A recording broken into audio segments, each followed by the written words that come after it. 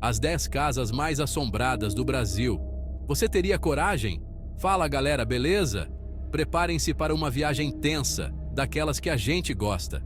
Hoje vamos mergulhar de cabeça no lado obscuro do Brasil, explorando as histórias sinistras das 10 casas mais assombradas do nosso país. Imaginem só, casarões antigos com paredes rachadas sussurrando segredos, corredores escuros que parecem intermináveis e uma atmosfera pesada, carregada de energia negativa. Cada uma dessas casas tem um passado macabro, recheado de tragédias, mortes misteriosas e eventos inexplicáveis. Será que essas histórias são apenas lendas contadas para assustar? Ou será que existe algo a mais por trás delas? Se você é corajoso o suficiente, continue assistindo e descubra. Mas já aviso, preparem-se para dormir com a luz acesa hoje. Nossa primeira parada nos leva à capital paulista, para conhecermos o castelinho da Rua APA.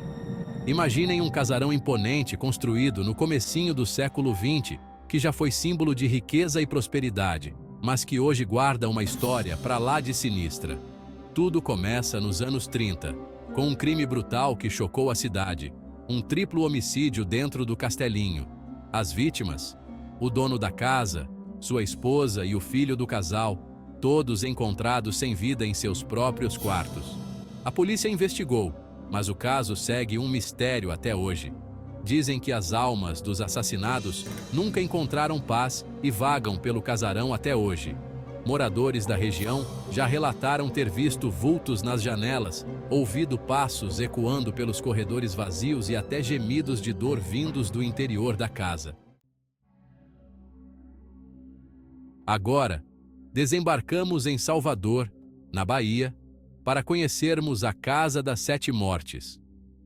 Localizada no coração do Pelourinho, essa construção colonial do século XIX guarda segredos macabros e histórias de arrepiar. Contam que no século XIX, a casa foi palco de uma série de assassinatos brutais. 7 pessoas, em 7 dias consecutivos, foram encontradas mortas dentro da casa.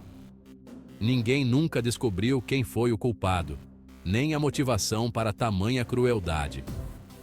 Desde então, moradores e visitantes relatam eventos sinistros.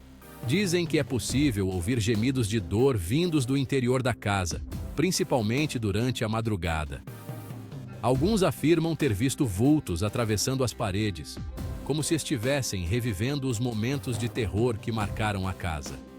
Verdade ou não, a Casa das Sete Mortes segue intrigando e assustando aqueles que ousam desafiar seus mistérios.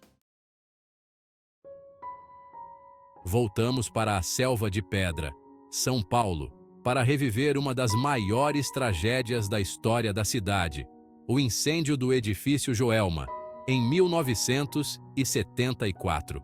As chamas consumiram o prédio de 25 andares, deixando um rastro de destruição e morte. Mais de 180 pessoas perderam suas vidas naquele dia fatídico. Após o incêndio, o prédio ficou marcado por histórias de fantasmas e eventos inexplicáveis. Muitos acreditam que as almas das vítimas ainda vagam pelos corredores do edifício, buscando por paz e descanso. Relatos de vozes, vultos e sensações estranhas são comuns entre os que se aventuram a entrar no prédio. Nossa próxima parada nos leva ao sul do país, mais precisamente para Porto Alegre, onde visitaremos o imponente Solar dos Câmara. Construído no século XIX, esse casarão já foi palco de bailes suntuosos e abrigou figuras importantes da sociedade gaúcha. A lenda mais famosa do Solar dos Câmara é a da Dama de Branco, uma aparição fantasmagórica que assombra os corredores do casarão há décadas. Funcionários e visitantes relatam ter visto a Dama de Branco vagando pelos salões do casarão, principalmente durante a noite. Alguns afirmam sentir uma tristeza profunda e um frio intenso ao se aproximar do local onde a aparição é vista com mais frequência. Há relatos de outros eventos inexplicáveis, como vozes sussurrando pelos corredores, objetos que se movem sozinhos e uma sensação constante de estar sendo observado. Preparem seus santos, porque agora a gente desembarca em Recife, no Nordeste brasileiro, para conhecer a arrepiante mansão do Morro do Careca. Esquecida no topo do morro, essa mansão guarda histórias sinistras.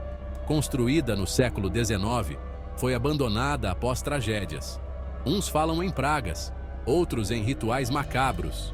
Relatam luzes estranhas e vultos nas janelas. Em noites de tempestade, ouvem-se lamentos. Retornamos a São Paulo, mas dessa vez para um destino que arrepia até os mais céticos: o Cemitério da Consolação, um dos mais antigos da cidade. Fundado em 1858, o cemitério abriga a história de São Paulo.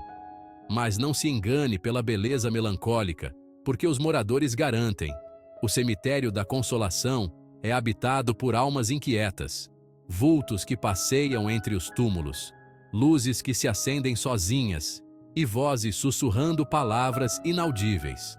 Um dos casos mais famosos é o do Cavaleiro Sem Cabeça, que percorre as alamedas do cemitério em busca de sua cabeça perdida. Se você planeja visitar, cuidado. Respeite o silêncio, a memória dos que já se foram e, principalmente, não se assuste se sentir a temperatura cair repentinamente. Continuamos em São Paulo, para conhecermos a casa de Dona Yayá, um casarão no bairro da Bela Vista, que nos transporta diretamente para o início do século XX. Dona Yayá, uma mulher à frente do seu tempo, mandou construir essa casa para viver seus últimos anos reclusa do mundo. Após sua morte, a casa se tornou um museu, mas muitos acreditam que Dona Yayá nunca abandonou seu lar. Visitantes e funcionários relatam eventos para lá de estranhos. Portas se abrem e fecham sozinhas. O piano toca algumas notas como se fosse tocado por mãos invisíveis, e uma atmosfera pesada paira no ar. Mas o que mais assusta os visitantes são os sussurros. Dizem que é possível ouvir a voz de Dona Yayá ecoando pelos corredores da casa, principalmente no quarto onde ela passou seus últimos dias. Chegou a hora de conhecermos um lugar que respira história e esconde mistérios. O Palácio da Liberdade, em Belo Horizonte. Construído no século XIX, foi residência de governadores e palco de decisões importantes. Mas o Palácio da Liberdade também tem seu lado obscuro. Dizem que os corredores são assombrados por espíritos de antigos moradores. Funcionários relatam vultos e portas se abrindo sozinhas. De volta a São Paulo, visitaremos a imponente mansão Matarazzo, que já foi símbolo de poder e riqueza da família mais famosa da indústria brasileira. Localizada em um bairro nobre da capital paulista, a mansão guarda segredos e mistérios que, até hoje, ninguém conseguiu desvendar. Após a morte do patriarca da família, a mansão foi deixada praticamente intacta, como se o tempo tivesse parado. Funcionários que trabalharam na mansão relatam objetos que se movem sozinhos, mudanças bruscas de temperatura e uma sensação constante de opressão. Dizem que o espírito do patriarca da família ainda ronda a mansão, zelando por seus bens e espantando qualquer um que ouse perturbar a paz dos que já se foram. Nossa última parada nos leva a Petrópolis, região serrana do Rio de Janeiro, para conhecermos a Casa dos Espíritos, um lugar que, como o próprio nome já diz, é famoso por abrigar almas penadas. Isolada em meio à exuberante Mata Atlântica, a casa já foi cenário de tragédias e acontecimentos inexplicáveis. Construída no início do século XX, a Casa dos Espíritos foi palco de uma série de suicídios e mortes misteriosas. Ninguém sabe ao certo o que levava tantas pessoas a tirarem suas próprias vidas naquele lugar, mas os moradores locais acreditam que a casa seja um portal para o outro lado. Luzes piscando sozinhas, portas que batem sem motivo aparente, vozes que ecoam pela casa vazia. Dizem que, durante a noite, é possível ver vultos atravessando as paredes e ouvir o choro de crianças vindos do sótão. E aí, pessoal? Depois dessa viagem arrepiante pelos cantos mais assustadores do Brasil, deu para sentir um friozinho na barriga?